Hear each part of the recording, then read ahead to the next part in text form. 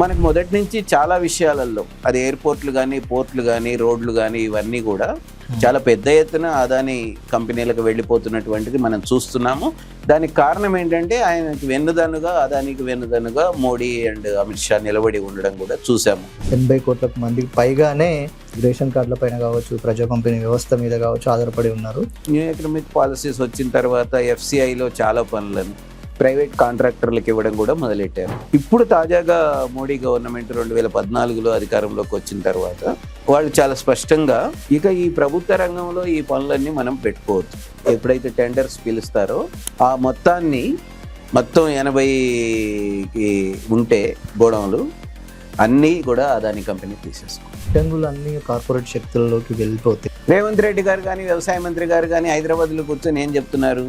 తేమ ఉన్నా సరే ఉత్తమ్ కుమార్ రెడ్డి గారు మేము కొంటాము, ఎంత తేమున్నా కూడా రూపాయి కూడా కట్ చేయము, మీకు పూర్తి పైసలు ఇస్తాము MSP పైసలు అని వీళ్ళు ప్రకటిస్తుంటారు. కానీ రైస్ మిల్లర్ కట్ చేస్తున్నాడు, కింద కొనుగోలు సెంటర్ వాళ్ళు కట్ చేస్తున్నారు, రేపటి నుంచి అదాని సెంటర్ రోడ్ కూడా కట్ చేస్తుంది. గవర్నమెంట్ చేతుల్లోనే ఉన్నప్పుడు ఒక రకంగా ఉంటుంది, అది బడ్జెట్లో నుంచి భరిస్తూ ఉంటుంది కేంద్ర ప్రభుత్వం, రాష్ట్రాల మీద భారం వేయకుండా ఉంటుంది. ఒకసారి అది ప్రైవేట్ వాళ్ళకి ఇచ్చిన తర్వాత ఆ గోడౌన్ రెంట్లు కానీ లాసెస్ కానీ అది రాష్ట్ర ప్రభుత్వాలకు కూడా ట్రాన్స్ఫర్ చేస్తుంది. అనివార్యంగా రాష్ట్ర ప్రభుత్వాలు కూడా ఆ బడ్డెన్ని తయారు చేయాల్సి ఉంటుంది. మిగతా వాటిలో వాళ్ళు చేస్తున్న అరాచకాలను చూస్తూనే ఉన్నాం. అంటే నువ్వు రేట్లు పెంచేయచ్చు, ప్రాజెక్ట్ రేట్ కాస్ట్ పెంచేయచ్చు, రెంట్లు పెంచేయచ్చు, ప్రభుత్వాలు వాటికి వడ్డీ రాయితీల మీద లోన్లు ఇప్పిస్తాయి, ఆఖరికి లోన్లు ఎగ్గొట్టేయచ్చు. రేపు ఆహార ధాన్యాల నిల్వ కూడా ప్రైవేట్ అయిపోయిన తర్వాత, రేపు ఆహార ధాన్యాల మీద కంట్రోల్ కూడా ప్రభుత్వాలకు లేకుండా పోయిన తర్వాత అవి ఎట్లా ఉంటాయి అనేటువంటిది మనం చాలా దయానకమైనటువంటి పరిస్థితులు కూడా ఉండొచ్చు. ప్రత్యేక వ్యక్తుల ప్రత్యేక అవసరాల కోసం ఒక ప్రత్యేక క్లాజ్నే తీసేశారు. మామూలుగా అయితే ఒక రాష్ట్రంలో కొన్ని గోడౌన్లు మాత్రమే ఒకళ్ళకి ఇస్తాము అనేటువంటి ఉంటే ఇప్పుడు మన తెలంగాణలో కట్టారు. అప్పుడు స్టేట్ వేర్ హౌస్ కార్పొరేషన్ కూడా టెండర్స్ లో పాల్గొంటారు. ఇటువంటి పరిస్థితుల్లో ప్రభుత్వం తీసుకోవాల్సిన చర్యలు ఏంటి? ప్రత్యామ్నాయం ఏంటంటే MS స్వామినాథన్ గారు ఒక మాట చెప్పారు. దేశవ్యాప్తంగా సుమారుగా 137 చోట్ల గిడ్డంగులు ఉంచండి, గ్రామీణ ప్రాంతంలో ఉంచండి, ఎక్కడైతే మీరు సేకరిస్తారో అక్కడనే నిల్వలు చేయండి. గ్రామీణ ప్రాంతంలో గిడ్డంగులు ఉన్నప్పుడు ఏమవుతుందంటే రైతులు మంచి ధర వస్తే అమ్ముకుంటారు, ఒకవేళ ధరలు బాగాలేవు అనుకుంటే ఈ గోడౌన్లో దాచుకుంటారు. ఈ గోడౌన్లో దాచుకున్న వాటి మీద బ్యాంకులు లోన్లు ఇస్తాయి, ఆ లోన్ తెచ్చుకొని తన అవసరాలు తీర్చుకుంటారు. రేటు మార్కెట్లో మంచిగా వచ్చినప్పుడు తీసుకెళ్ళి అమ్మేసుకుంటారు.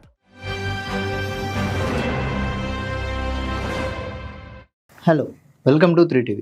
ఈరోజు మనతో ఉన్నారు సీనియర్ జర్నలిస్ట్, రైతు స్వరాజ్య వేదిక కన్వీనర్ కన్నగంటి రవి గారు. Sir, hello sir. Hello.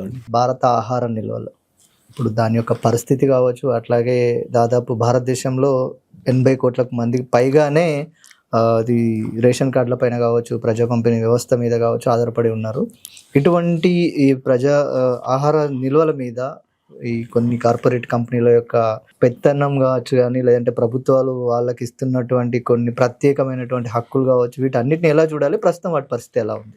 FCI భారత ఆహార సంస్థ FCI ఏదైతే ఉందో అది 1960 దశకంలో ఏర్పడినప్పుడు దాని ప్రధానమైనటువంటి ఉద్దేశం ఏంటంటే దేశవ్యాప్తంగా పంటలు కొంత పండుతున్నాయి, కానీ వాటిని నిల్వ చేసుకునేటువంటి సౌకర్యాలు లేకపోతే, దాన్ని నిల్వల్ని మెయింటైన్ చేయకపోతే, మనం కరువులు కానీ వరదలు కానీ తుఫాన్లు కానీ వచ్చినప్పుడు పంటలన్నీ కొట్టుకుపోతే మనకు ఆహార ధాన్యాలు ఇబ్బందులు వస్తాయి. కాబట్టి భారత ఆహార సంస్థ తన నిల్వల్ని ఒక బఫర్ స్టాక్గా ఎప్పుడు కూడా ఉంచుకోవాలి.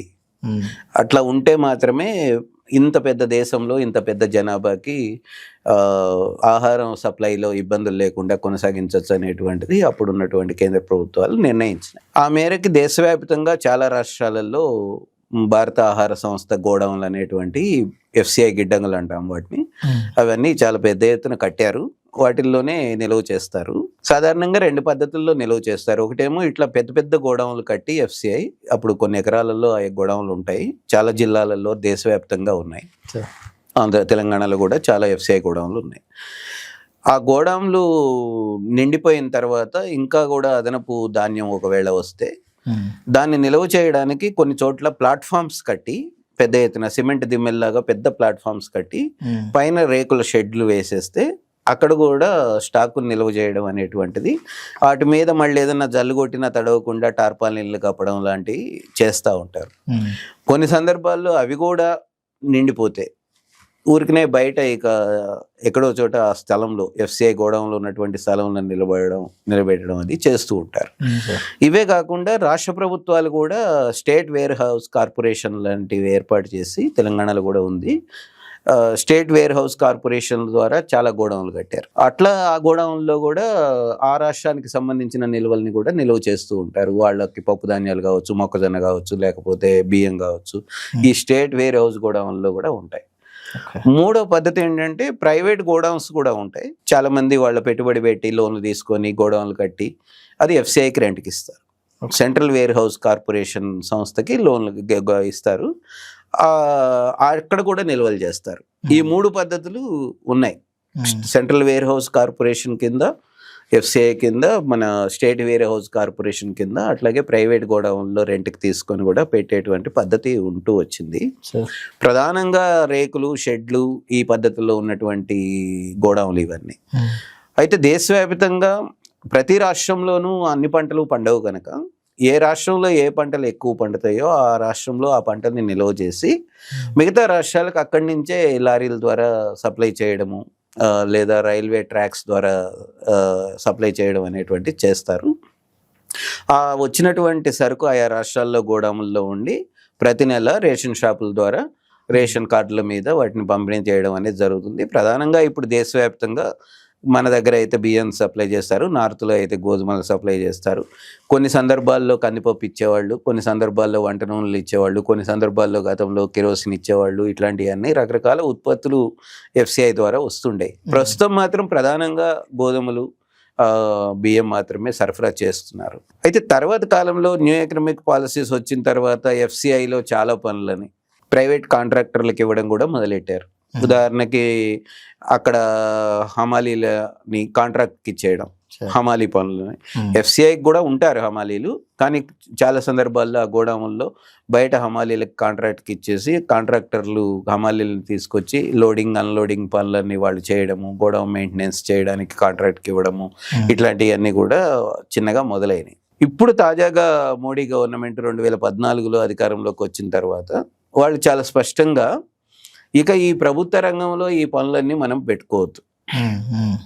విమానాశ్రయాలు, ఓడరేవులు, బడా రహదారులు, ఎక్స్ప్రెస్ వే, హైవేలు, ఇవన్నీ కూడా కార్పొరేట్సే నిర్వహిస్తారు. ఈ కార్పొరేట్లు నిర్వహించడానికి వాళ్ళకి టెండర్స్ని పిలుస్తాము, వాళ్ళకి టెండర్స్లో వాళ్ళు పాల్గొంటారు, వాళ్ళు నిర్మిస్తారు, నిర్వహిస్తారు. అంటే బిల్డ్, ఆపరేట్, ఓన్, ట్రాన్స్ఫర్ అని. బిల్ట్, ఆపరేట్, ఓన్, ట్రాన్స్ఫర్ అని. అంటే ముందు వాళ్ళు కడతారు, వాళ్ళే ఆపరేట్ చేస్తారు, వాళ్ళ సొంతంగా ఉంటాయి. తర్వాత ప్రభుత్వానికి ఒక 30 ఏళ్ల తర్వాత ఇచ్చేసిపోతారు. బూట్ అంటారు దీన్ని. అంటే ప్రభుత్వం కొంచెం పెట్టుబడి పెడుతుంది, ఎక్కువ పెట్టుబడి కంపెనీలు పెడతాయి, ఆ కంపెనీలకు బ్యాంకులు లోన్లు ఇస్తాయి, ఆ తర్వాత వాడు నిర్వహించి కొద్ది రోజుల తర్వాత ప్రభుత్వానికి ట్రాన్స్ఫర్ చేసేసి వాడి దారినాడు పోతాడు. ఈ లోపల వాడికి వచ్చే మొత్తం లాభాలన్నీ వాళ్ళు తీసుకుంటారు. ఆ నిర్వహణలో వచ్చేటువంటి కిరాయిలు, లేదా ఇప్పుడు టోల్ ట్యాక్స్లు, రోడ్లకైతే టోల్ ట్యాక్స్లు, ఇవన్నీ కూడా ఆ కంపెనీలకు వెళ్తుంటాయి. అయితే ఎప్పుడు కూడా రోడ్లకి ఇట్లాంటికి పరిమితమైన ఇటువంటి కాంట్రాక్ట్లు ఎఫ్సిఐ దాకా రాలేదు గతంలో.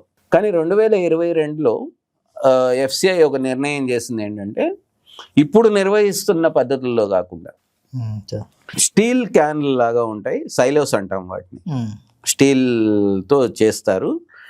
అవి పెద్ద ఎత్తున నిర్మించి వాటిల్లోనే బియ్యాన్ని నిల్వలు చేసి అక్కడి నుంచి డైరెక్ట్గా లారీలో నిండుతాయి, అక్కడి నుంచి ట్రాన్స్పోర్ట్ అవుతాయి అనేటువంటిది ఒక నిర్ణయం చేసింది. పాత పద్ధతి గోడౌన్ల నుంచి ఈ స్టీల్ సైలోస్ నిర్మించడం అనేటువంటి దానికి వచ్చింది. అయితే వీటి నిర్మాణం కూడా మళ్ళీ ఎఫ్సిఐ చేయడము, కేంద్ర ప్రభుత్వం చేయడం కాకుండా కాంట్రాక్ట్కి ఇద్దాం, ప్రైవేట్ కంపెనీలు ఎవరైనా టెండర్స్లో పాల్గొని వాటిని నిర్మించేటట్టు అనేటువంటిది ఎఫ్సిఐ నిర్ణయించుకుంది. దాదాపు 20,000 కోట్ల రూపాయల విలువైనటువంటి సైలోస్ నిర్మాణానికి టెండర్స్ పిలిచారు. అయితే మొదట్లో ఎఫ్సిఐ టెండర్స్ పిలిచినప్పుడు ఒక క్లాజ్ పెట్టింది ఏంటంటే, చాలా కొద్ది ప్రాంతానికి కొన్ని సైలోస్ మాత్రమే ఒక కంపెనీ పొందేటట్టు, గుత్తాధిపత్యం అంతా అన్ని గోడౌన్ల మీద అన్ని రకాల రాష్ట్రాల్లోనూ ఎక్కడంటే అక్కడ ఒకే కంపెనీకి వెళ్ళేటట్టు కాకుండా చాలా పరిమితమైనటువంటి ప్రాంతానికి ఒక స్టేట్ లోపలనే అవి కూడా కొన్ని గోడౌన్లే అనేటువంటి క్లాస్ పెట్టింది. కానీ అప్పుడు ఎకనామిక్స్ ఫైనాన్స్ మినిస్ట్రీకి సంబంధించినటువంటి కమిటీ అట్లాగే నీతి ఆయోగ్ ఈ రెండు 2022లో ఆ సమావేశంలో పాల్గొని వాళ్ళు ఏం చెప్పారంటే, మీరు ఇట్లా అయితే ఇట్లా క్లాజులు పెట్టి గుత్తాధిపత్యాన్ని మేము ఆపుతాము అనే పేరు మీద క్లాజులు పెడితే ఏ పెద్ద కంపెనీలు రావు, ఏ పెద్ద కంపెనీలు రాకపోతే పెట్టుబడి ఎవరు తీసుకొస్తారు, కాబట్టి మీరు క్లాజ్ తీసేయాలి. ఓకే, ఆ క్లాజు తీసేస్తే పెద్ద పెద్ద కంపెనీలు వస్తారు, వాళ్ళు తీసుకుంటారు. రెండో కండిషన్, మీరు ఒక ప్రాంతానికి కొన్ని గోడౌన్లు అని పెట్టడానికి లేదు. నీతి ఆయోగ్ చెప్పినటువంటి మాట. నీతి ఆయోగ్ ఆ మాట చెప్పిన తర్వాత, అట్లాగే ఆర్థిక శాఖ మంత్రిత్వ శాఖకు సంబంధించినటువంటి కమిటీ ఆ మాట చెప్పిన తర్వాత, వాళ్ళ అధికారులు కూడా సమావేశంలో పాల్గొని చెప్పిన తర్వాత అనివార్యంగా FCI తన నిబంధనని సడలించుకుంది. ముందు పెట్టినటువంటి ఆ క్లాజుని తీసేసింది. దాంతో phase 1లో phase 2లో ఎప్పుడైతే టెండర్స్ పిలుస్తారో ఆ మొత్తం 80కి ఉంటే గోడౌన్లు అన్నీ కూడా అదాని కంపెనీ తీసేసుకుంది. ఒక్క కొన్ని మాత్రం ఇంకొక కంపెనీ కూడా తీసుకుంది. దాని పేరు leap India food and logistics. ఈ రెండో కంపెనీ కూడా కొంచెం పెద్ద కంపెనీ, వాళ్ళు కూడా పెట్టుబడులు పెట్టారు. వాళ్ళకు కూడా సింగపూర్ ఇతర దేశాల నుంచి విదేశీ పెట్టుబడులు కూడా కంపెనీలో ఉన్నాయి. దాని యజమాని ఎవరో బయటకు కనిపించే ఒక ఆయన ఉన్నాడు, కానీ ఎవరెవరు వెనకాల ఉన్నారో తెలియదు మనకి. లీప్ ఇండియా అనేటువంటి కొన్ని కాంట్రాక్టులు గెలుచుకుంది. అదే సందర్భంలో మెజారిటీ 80% ఆదాని కంపెనీ గెలుచుకుంది. ఆదాని ఫుడ్ అండ్ లాజిస్టిక్స్ కి సంబంధించినటువంటి కంపెనీ గెలుచుకున్నది. ఎందుకు ఆదాని అకస్మాత్తుగా ఇన్ని గెలుచుకోవడానికి కారణం ఏమైంది అని అంటే, జనరల్గా ఆ రెండు సంస్థలు, ఎకనామిక్ అఫైర్స్ వాళ్ళు, నీతి ఆయోగ్ వాళ్ళు, ఈ టెండర్స్ కోసం ఫైనల్ చేయడానికి చేసుకున్నటువంటి కమిటీలో కూర్చొని ఆ క్లాజును ఎత్తేయించి ఒక రకంగా ఆదానికి మొత్తం గోడౌన్లు వెళ్లే విధంగా, ఆయన మాత్రమే ఇంత పెట్టుబడి పెట్టగలడు, ఆయన మాత్రమే ఇంత తక్కువ కోట్ చేయగలడు అనేటువంటి కారణాలు చెప్పి ఇచ్చేశారు. యాక్చువల్గా ఈ అధికారులందరూ కూడా మోడీ ప్రభుత్వంలో మోడీ, అమిత్ షా లాంటి వాళ్ళ దగ్గర పనిచేసేటువంటి అధికారులు, లేకపోతే వాళ్ళు చెప్పినట్టుగా వాళ్ళకి కావలసినట్టుగా చేసేటువంటి అధికారులు. మనకు మొదటి నుంచి చాలా విషయాలలో, అది ఎయిర్పోర్ట్లు కానీ, పోర్ట్లు కానీ, రోడ్లు కానీ, ఇవన్నీ కూడా చాలా పెద్ద ఎత్తున అదాని కంపెనీలకు వెళ్ళిపోతున్నటువంటిది మనం చూస్తున్నాము. దానికి కారణం ఏంటంటే, ఆయనకి వెన్నుదన్నుగా, అదానికి వెన్నుదన్నుగా మోడీ అండ్ అమిత్ షా నిలబడి ఉండడం కూడా చూసాము. అందుకనే రాహుల్ గాంధీ అప్పుడప్పుడు పార్లమెంట్లో అంటుంటాడు, ఒక 2 గుజరాతీలు అమ్ముతున్నారు, ఇంకో 2 గుజరాతీలు కొనుక్కుంటున్నారు అని అంబానీ అదాని గురించి చెప్తుంటాడు. రైతు ఉద్యమం జరుగుతున్నటువంటి టైంలో పెద్ద ఎత్తున పంజాబ్లో, హర్యానాలో రిలయన్స్ గోడౌన్ల మీద, జియో టవర్స్ మీద పెద్ద ఎత్తున దాడులు జరిగినాయి. అసలు మీరెవరు కార్పొరేట్స్ వ్యవసాయ రంగంలోకి రావడానికి అని చెప్పి. అందుకని రిలయన్స్ బ్యాక్ సీట్ తీసుకొని తను వేరే రిటైల్ మార్కెట్ మీద దృష్టి పెట్టుకున్నది. కానీ అదాని మొత్తం గోడౌన్స్ నిర్వహణ మీద, ఎట్లాగూ రోడ్లు తన చేతుల్లో ఉన్నాయి, ఓడరేవులు తన చేతుల్లో ఉన్నాయి, విమానాశ్రయాలు తన చేతుల్లో ఉన్నాయి గనక ఉత్పత్తుల మీద కూడా తన కంట్రోల్లో ఉంటే అది అప్పుడు తన మొత్తాన్నే శాసించవచ్చు అనేటువంటి ఆలోచనతో మోడీ, అమిత్ షా ఎన్నుదన్నుగా ఉండి ఆ టెండర్స్లో పాల్గొన్నాడు. మొత్తం 80% టెండర్స్ని అదాని గెలుచుకున్నాడు. ప్రత్యేక వ్యక్తుల ప్రత్యేక అవసరాల కోసం ఒక ప్రత్యేక క్లాజ్నే తీసేశారు. మామూలుగా అయితే ఒక రాష్ట్రంలో కొన్ని గోడౌన్లు మాత్రమే ఒకళ్ళకి ఇస్తాము అనేటువంటి ఉంటే, ఇప్పుడు మన తెలంగాణలో కట్టాలి, అప్పుడు స్టేట్ వేర్ హౌస్ కార్పొరేషన్ కూడా టెండర్స్లో పాల్గొంటుంది.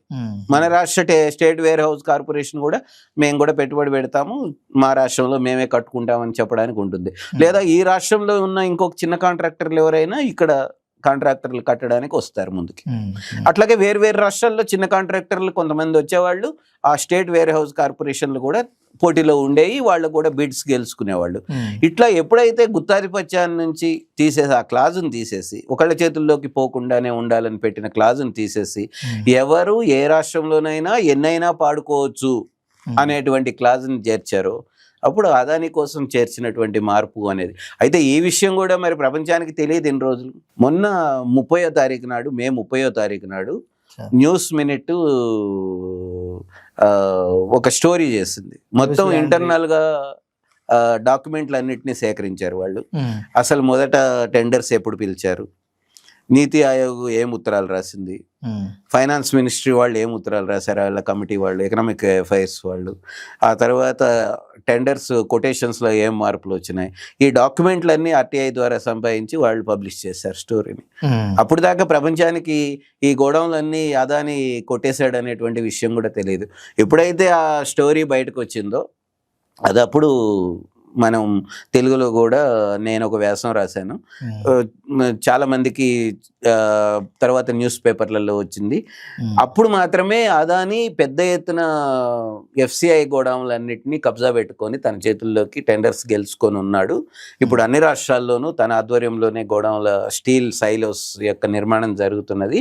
రేపటి నుంచి ఏ రాష్ట్రంలో పంట ధాన్యం సేకరించినా కూడా ఆయన దగ్గరే ఆయన నిర్మించినటువంటి వాటిల్లోనే దాచుకోవాల్సినటువంటి పరిస్థితి ఉంది అనేటువంటిది ఇప్పుడు బయటకు వచ్చింది. అంటే ఒక రకంగా భారత ఆహార ధాన్యాల గిడ్డంగుల నిర్వహణ కంప్లీట్గా అదాని చేతుల్లో ఉండిపోయినటువంటి పరిస్థితి మనకు కనిపిస్తుంది. ఒకవేళ ఈ స్టీల్ సైలోస్ వల్ల వచ్చే మార్పులు ఏంటి, అసలు ఈ పూర్తిగా గిడ్డంగులు అన్ని కార్పొరేట్ శక్తుల్లోకి వెళ్ళిపోతే ఏంటి పరిస్థితి ఏంటి అసలు? ఒకటి వాళ్ళు చెప్తున్నటువంటి మాట ఏంటంటే స్టీల్ సైలోస్ అయితే పురుగు పట్టడం కానీ, ధాన్యానికి తేమ కొత్తగా చేరడం కానీ ఇవన్నీ ఉండవు, నాణ్యమైనటువంటి ధాన్యం నిల్వ చేయొచ్చు అక్కడ వాటిల్లో అనేటువంటిది ఒక క్లాస్ వాళ్ళు చెప్తున్నారు. సైలోస్ని మెయింటైన్ చేస్తే సరైనటువంటి బాగానే ఉంటాయి. కానీ ఒక్కొక్కసారి సైలోస్లో కూడా వివిధ దేశాలలో పేలినటువంటి సందర్భాలు ఉన్నాయి. అక్కడ ఉన్నటువంటి కార్మికులు చనిపోవడము ఇవన్నీ కూడా జరిగినటువంటివి ఉన్నాయి. దాంట్లో డస్ట్ ఉంటుంది, ధాన్యంలో కానీ వీటిల్లో కానీ డస్ట్ ఉండి ఆ డస్ట్ పేలుడుకు గురైతే సైలోస్ కూడా పేలిపోయినటువంటి ఘటనలు జరిగినాయి. అంటే పూర్తిగా 100% సేఫే అనేటువంటిది లేదు. కాకపోతే ఏంటంటే ఇప్పుడు స్టీల్ కంపెనీల మార్కెట్, స్టీలు ట్రాన్స్పోర్ట్ కంపెనీల మార్కెట్, లాజిస్టిక్స్ మార్కెట్ల కంపెనీలు అన్నీ కూడా ఇటువైపుకి ప్రభుత్వాన్ని నెట్టినాయి. స్టీల్ వైపు అంతకు ముందు ఉన్నటువంటి గోడౌన్ల నుంచి ఇప్పుడు ఉన్నటువంటి స్టీల్ సైలోస్ వైపు వచ్చారు. అన్నిటికంటే ప్రమాదకరమైంది ఏంటంటే రేపటి నుంచి అసలు ఏంటి నష్టం. ఒకవేళ అదని మొత్తం కార్పొరేట్ కంపెనీ కావచ్చు, కానీ గోడౌన్లన్నీ ఆయన చేతుల్లోనే ఉండొచ్చు. ఎఫ్సిఐ సేకరించినటువంటి ధాన్యం అంతా బియ్యంగా మారి ఆయన గోడౌన్లోకి వెళుతుంది. ప్రజలకు ఏంటి నష్టం అనేటువంటి ప్రశ్న రావచ్చు.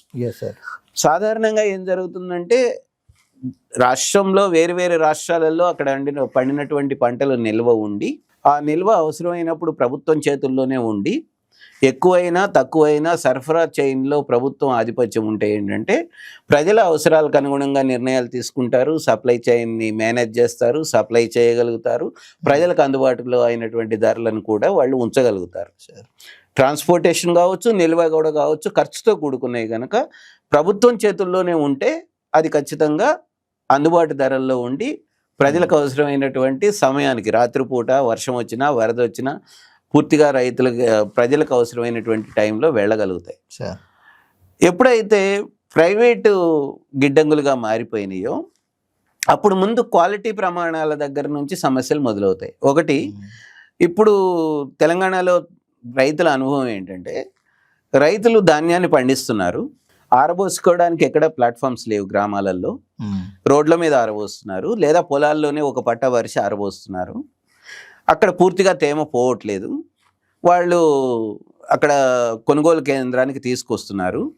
అక్కడ కనీసం ఒక 5% అంటే కిలోకి 5 కిలోలు కట్ చేస్తున్నటువంటిది మనం చూస్తున్నాం. తేమ ఎక్కువ ఉంది, 17% కంటే తక్కువ ఉండాలి, ఎక్కువ ఉంటుంది కనుక అని చెప్పి 5 కిలోలు కట్ చేస్తున్నటువంటిది 5% చూస్తున్నాము. రెండోది, అక్కడ వాస్తవానికి రైతు ఒక కొనుగోలు కేంద్రంలో తన ధాన్యం ఇచ్చేసి ఒక రసీదు తీసుకున్న తర్వాత అక్కడితో రైతు బాధ్యత అయిపోతుంది. ఆ కొనుగోలు కేంద్రం వాడు రైస్ మిల్స్కి తోలాలి. అంటే లారీ వచ్చి హమాలీలో వచ్చి నింపి ఆ లారీలో వేసి రైస్ మిల్స్కి పంపించాలి. అది ఆ కొనుగోలు కేంద్రం వాళ్ళ బాధ్యత. రైతు దగ్గర తేమ పేరుతో కానీ బస్తా బరువు బాధ్యత పేరుతో కానీ కనీసం 2 కిలోల నుంచి 5 కిలోల దాకా కట్ చేసుకొని తీసుకుంటున్నారు. కానీ ఇప్పుడు తెలంగాణలో జరుగుతున్నది ఏంటంటే రైతు బాధ్యత అక్కడ అయిపోవట్లేదు కొనుగోలు కేంద్రంలో. అది లారీ ఎన్ని రోజులకు వచ్చినా వెయిట్ చేస్తుండాలి రైతు.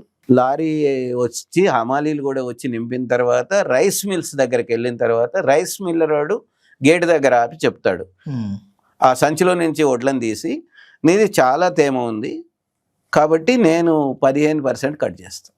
ఓకే. అంటే 5% డీడ కట్ అయింది, ఇంకో 10% రైస్ మిల్లర్ కట్ చేస్తాడు. అంటే అప్పుడు ఇంకో రసీదు ఇస్తాడు వాడికి రైస్ మిల్స్లో ఇచ్చినటువంటి రసీదు ప్రకారమే డబ్బులు వేస్తున్నారు రైతుకి. ఓకే. దానివల్ల చాలా జిల్లాలలో ఏం జరిగిందంటే రైతులకి క్వింటాల్కి 15 కిలోల దాకా కూడా 12 కిలోల నుంచి 15 కిలోల దాకా కూడా కట్ చేశారు. ఉదాహరణకి 2,300 రూపాయల క్వింటాల్ ఎంఎస్పి ఉంది.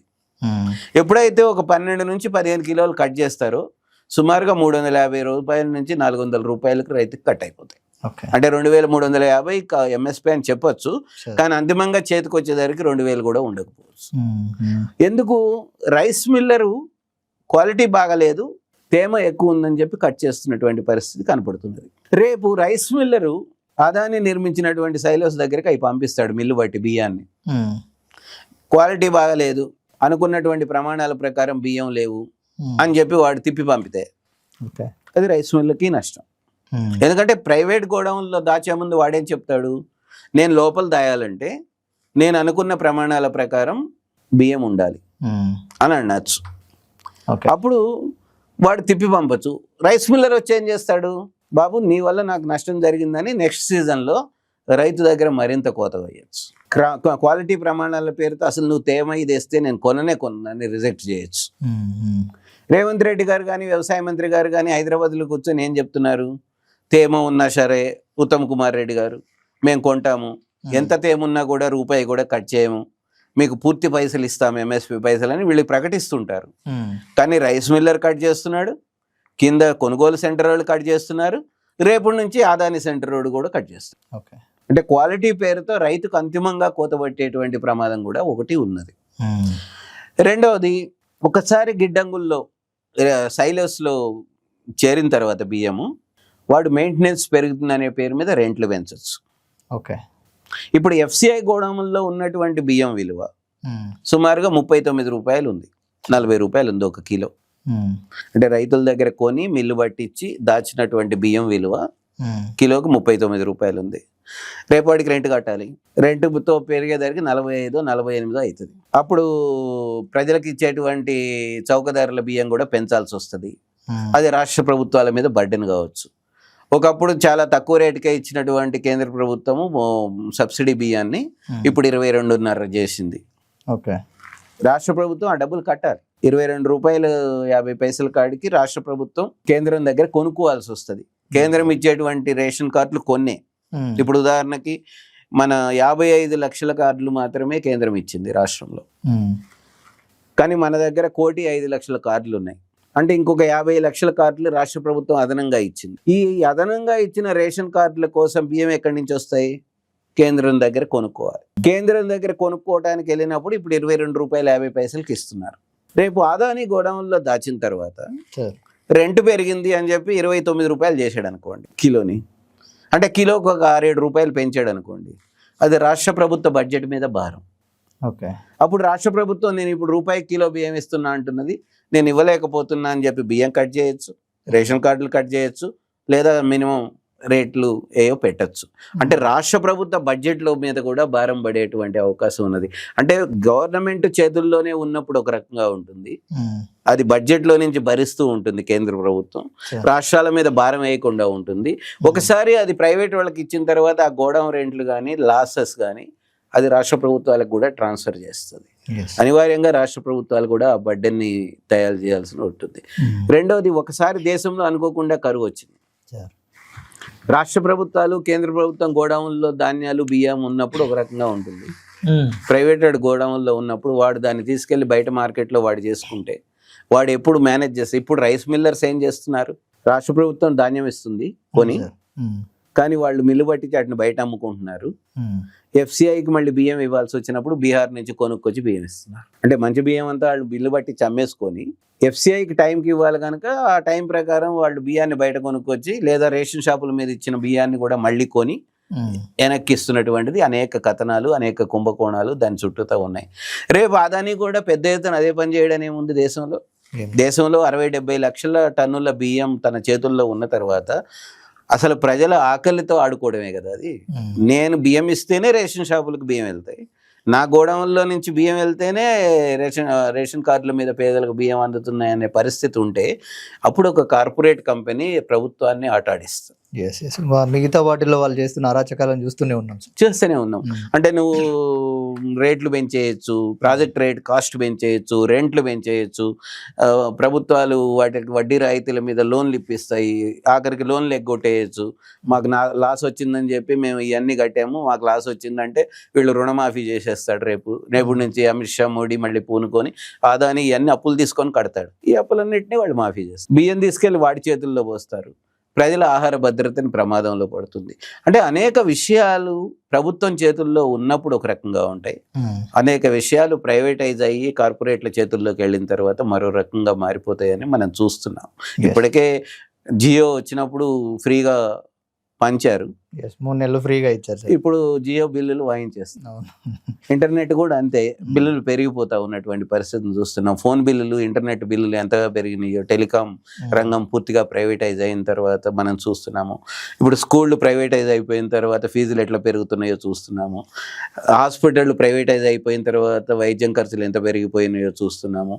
రేపు ఆహార ధాన్యాల నిల్వ కూడా ప్రైవేట్ అయిపోయిన తర్వాత, రేపు ఆహార ధాన్యాల మీద కంట్రోల్ కూడా ప్రభుత్వాలకు లేకుండా పోయిన తర్వాత అవి ఎట్లా ఉంటాయి అనేటువంటిది మనం చాలా దయానకమైనటువంటి పరిస్థితులు కూడా ఉండొచ్చు. అందుకని కృత్రిమ కరువులు కూడా చూస్తున్నారు. ఇప్పుడు నా దగ్గర ఇమీడియట్ గా లేదు, నాది అయిపోయినాయి, నేనేం చేయమంటారు. ఇప్పుడు వాడి మీద ఏమేస్తారు? ఫైన్ వేస్తాడా? బియ్యం ఎక్కడి నుంచి వసూలు చేస్తారు? ఆ టైంకి బియ్యం సరఫరా చేయడానికి నా చేతుల్లో లేవని ప్రభుత్వాలు చెప్తే వాడు ఎగుమతి చేసుకుంటేనో ఇథనాల్ కంపెనీలకు, ఇప్పుడు ఇథనాల్ కంపెనీలకు బియ్యం కావాలి. ఇప్పటిదాకా ప్రభుత్వం FCI 23 రూపాయలకి ఇస్తుంది వాళ్ళకి.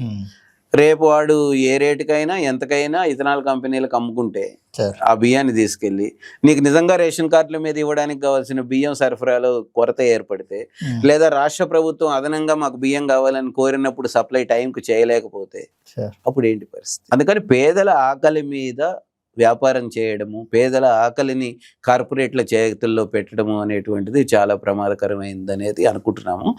ఈ ఆదానికి కంప్లీట్గా ఈ క్లాస్ తీసేసి గుత్తాధిపత్యంగా అదాని చేతుల్లోకి FCI గిడ్డంగులన్నీ పెట్టడం అనేటువంటిది ప్రమాదకరమైంది అనేది మనం అనుకుంటున్నాం. సార్, ఇటువంటి పరిస్థితుల్లో ప్రభుత్వం తీసుకోవాల్సిన చర్యలు ఏంటి? అసలు దీనికి ప్రత్యామ్నాయంగా ఏం చేయాలి? ప్రత్యామ్నాయం ఏంటంటే MS స్వామినాథన్ గారు ఒక మాట చెప్పారు.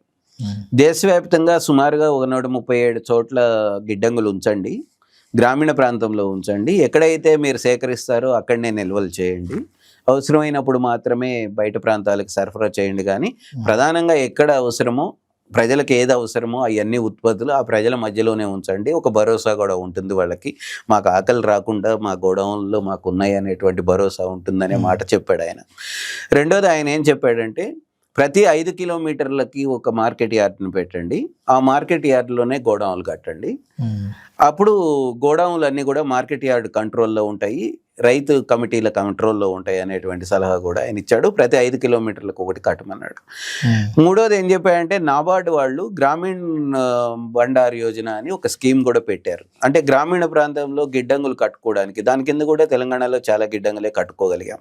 మండల కేంద్రాలలో వచ్చినటువంటి గిడ్డంగులన్నీ నాబార్డు లోన్తోనే తీసుకొని కట్టుకున్నటువంటి. అంటే ప్రభుత్వం చేతుల్లో గిడ్డంగులు ఉంటే దాచుకోవడము, నిల్వ చేసుకోవడము, సరఫరా చేయడం అనేటువంటిది చాలా తేలికవుతుంది అనేటువంటిది ఒకటి.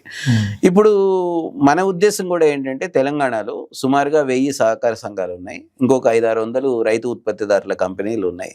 రైతులు పెట్టుబడి పెట్టి వాటాదారులుగా కంపెనీలు ఏర్పడి ఉన్నాయి. వాళ్ళ ఆధ్వర్యంలో ప్రతి 5 గ్రామాల మధ్యలోనూ పెద్ద గోడౌన్లు నిర్మించగలిగితే, ఆ ప్రాంతంలో పండేటువంటి పంటనంతా అక్కడ నిల్వ చేసుకోగలిగితే రైతుల అదుపులో ఉంటుంది, సహకార సంఘాల అదుపులో ఉంటుంది, ప్రభుత్వాల అదుపులో ఉంటుంది అనేటువంటిది మనం అనుకుంటున్నాం. రెండోది ఒక స్కీమ్ ఉంది, రైతు బంధు స్కీమ్ అని. ఒకవేళ రైతు తన మార్కెట్లో రేట్లు బాగా లేవు, నేను దాచుకోవాలనుకుంటే గోడౌన్లు ఉంటే వాటిల్లో దాచుకుంటాడు. ఆ తాకట్టు పెట్టి బ్యాంకు నుంచి 80% లోన్ తీసుకుంటాడు, ఇంట్రెస్ట్ ఫ్రీ 6 నెలలు. రేట్ రాగానే అమ్మేసుకుంటాడు, అమ్మేసి బ్యాంకుకు లోన్ కట్టేస్తాడు. ఇది స్కీమ్ ఉంది. కానీ ఇప్పుడున్న గోడౌన్లో రైతులకు అటువంటి స్కీము అవకాశం తక్కువ జరుగుతుంది. వ్యాపారులు దాంట్లో దాచుకొని వాళ్ళు లోన్లు తెచ్చుకుంటున్నారు. చాలా మంది రైతు సంఘాలంగా కోరుతున్నది ఏంటంటే, గోడౌన్లు గ్రామ స్థాయిలో ఉంచండి, 5 గ్రామాల మధ్యలో, Sure. సహకార సంఘాల నిర్వహణలో ఉంచండి. రాష్ట్ర స్థాయి గోడౌన్లని స్టేట్ వేర్ హౌస్ కార్పొరేషన్ కింద ఉంచండి. అప్పుడు ఆ గోడౌన్ల నిర్వహణ అంతా మన అధీనంలో ఆధ్వర్యంలో ఉంటుంది. వ్యవసాయం అనేటువంటిది రాష్ట్రాల సబ్జెక్టు, కేంద్ర కార్పొరేట్ల చేతుల్లో ఉంచాల్సినటువంటి అవసరం ఏమీ లేదు అనేటువంటిది. ఒకటి, రైతులు దాచుకోవడానికి వీలుగా గోడౌన్ ఉండాలి. రెండోది, ప్రభుత్వ ఆధీనంలో ఉండాలి. ఓకే. మూడోది, రైతులు ధరలు పడిపోయినప్పుడు దాచుకొని లోన్ తెచ్చుకొని తన అవసరాలు తీర్చుకొని రేట్ ఎక్కువ వచ్చినప్పుడు అమ్ముకునే విధంగా ఉండాలి. అంతేగాని కొంటే కార్పొరేట్లు కొంటారు, లేకపోతే ప్రైవేట్ మార్కెట్లో తక్కువ రేట్లకు అమ్మేసుకోవాలి. గ్రామీణ ప్రాంతంలో గిడ్డంగులు ఉన్నప్పుడు ఏమవుతుందంటే రైతులు మంచి ధర వస్తే అమ్ముకుంటారు. ఒకవేళ ధరలు బాగాలేవు అనుకుంటే ఈ గోడౌన్లో దాచుకుంటారు. ఈ గోడౌన్లో దాచుకున్న వాటి మీద బ్యాంకులు లోన్లు ఇస్తాయి. ఆ లోన్ తెచ్చుకొని తన అవసరాలు తీర్చుకుంటారు. రేటు మార్కెట్లో మంచిగా వచ్చినప్పుడు తీసుకెళ్ళి అమ్మేసుకుంటారు. అంటే రైతుల ఆధీనంలో గోదాములు ఉండడం వల్ల రైతులకు అట్లా లాభం అవుతుంది. ఓకే. ప్రభుత్వ ఆధీనంలో గోడౌన్లు ఉంటే ఈ మొత్తం పీడిఎస్ వ్యవస్థకి అవసరమైనటువంటి సరుకు అంతా తన ఆధీనంలో ఉంటుంది. ప్రజలకు ఎప్పుడంటే అప్పుడు, ఎంత కావాలంటే అప్పుడు సరఫరా చేయడానికి తనకు అవకాశం ఉంటుంది. ఈ గోడౌన్లు గ్రామాల్లో కట్టకపోయినా, ప్రభుత్వ రంగంలో గోడౌన్లు తీసుకెళ్లి కార్పొరేట్ల చేతుల్లో పెట్టినా అనివార్యంగా రేపు ప్రైవేట్ మార్కెట్లో ప్రైవేట్ వ్యాపారులు ఇచ్చేటువంటి రేట్లకి రైతులు అమ్ముకోవాల్సి వస్తుంది. కార్పొరేట్ కంపెనీల గోడౌన్ల చుట్టూ ప్రభుత్వం తిరగాల్సి వస్తుంది. అందుకని ఈ నష్టాల నుంచి బయటపడాలంటే కూడా, రైతులకు జరిగే నష్టాల నుంచి కానీ రాష్ట్ర ప్రభుత్వానికి జరిగే నష్టాల నుంచి బయటపడాలంటే కూడా గిడ్డంగుల వ్యవస్థ, అది కోల్డ్ స్టోరేజ్లు కావచ్చు లేదా మామూలు గిడ్డంగులు కావచ్చు, ఈ గిడ్డంగుల వ్యవస్థ అంతా పూర్తిగా ప్రభుత్వ రంగంలోనే ఉండాల్సినటువంటి అవసరం ఉంది. స్టేట్ వేర్ హౌస్ కార్పొరేషన్లు ఇప్పుడు వాళ్ళకే బ్యాంకుల ద్వారా లోన్లు తెచ్చుకొని వాళ్ళే నిర్మిస్తారు. ఎట్లా నిర్మిస్తారు? FCI టెండర్స్లో మళ్ళీ గుత్తాధిపత్యాన్ని తీసేసేటువంటి క్లాజ్ ఉంటే అప్పుడు వాళ్ళు కూడా టెండర్స్లో పాల్గొంటారు. అందుకని మేము కోరుతున్నది కూడా ఏంటంటే, ఇట్లా మొత్తం ఆహార ధాన్యాల వ్యవస్థని అదాని చేతుల్లో పెట్టడం కాకుండా అడ్డగోలుగా ఇచ్చినటువంటి ఆ టెండర్స్ని రద్దు చేయాలి. ఆయన చేతుల్లో ఉన్నటువంటి గిడ్డంగుల వ్యవస్థని ప్రభుత్వాల చేతుల్లోకి తీసుకోవాలి. రాష్ట్ర ప్రభుత్వం చేతుల్లో, రైతు సహకార సంఘాల చేతుల్లో పెట్టాలనేటువంటిది మేము అడుగుతున్నాం. ఎస్. సో ఇది యాక్చువల్గా ఆల్రెడీ దేశాన్ని దాదాపు 70% ఇప్పటికే ప్రైవేట్ పరం చేసేసింది ప్రస్తుతం ఉన్నటువంటి గవర్నమెంట్. అండ్ ముఖ్యంగా మనకు తెలియకుండానే ఒక పెద్ద అరాచకం అయితే జరిగిపోయింది. అంటే మనకి ఏదైతే తినాలో, మనం ఏదైతే చేయాలో అదంతా ఒకరి చేతిలోకి ఇచ్చి దానికి సంబంధించినటువంటి వాళ్ళ కోసం ఒక ప్రత్యేక చట్టం తీసుకొచ్చి వాళ్ళ కోసం ఒక ప్రత్యేకమైన క్లాజ్ని ఎత్తేసి భవిష్యత్తులో కృత్రిమ కరువులు సృష్టించవచ్చు, లేదంటే కృత్రిమ యుద్ధాలు కూడా సృష్టించవచ్చు. దీనివల్ల ఏమవుతుంది అసలు ఏంటి అనేది మనకు కన్నగంటి రవి గారు చాలా స్పష్టంగా వివరించారు. And thank you sir, thank you so much. And ఈ విషయాల్ని మా ముందుకు తీసుకొచ్చి మా ఛానల్ ద్వారా సమాజానికి తెలియజేసినందుకు thank you sir. Thank you. మీరు కూడా ఈ అవకాశం ఇచ్చినందుకు, రైతుల పక్షాన మీరు కూడా ఈ చర్చాగోష్ఠిని నిర్వహించినందుకు కూడా ధన్యవాదాలు. Thank you sir.